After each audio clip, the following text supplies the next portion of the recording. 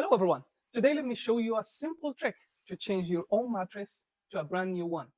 The secret is the mattress zippered encasement.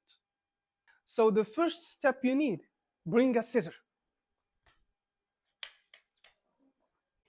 Second thing, just cut it off. So as you can see, this is how you got allergies. So before building your new mattress, make sure to clean this. I just right now put the cover for the springs. Now let's put back the springs. Now let's zip it.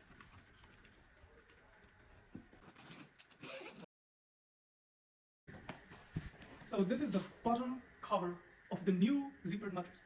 And as you can see, the leather here is anti-slippery. Now let's put one of our toppers, which is the high memory foam.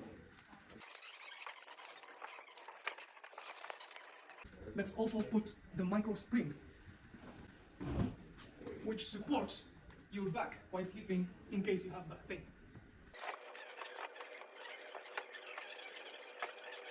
Let's put the topper cover.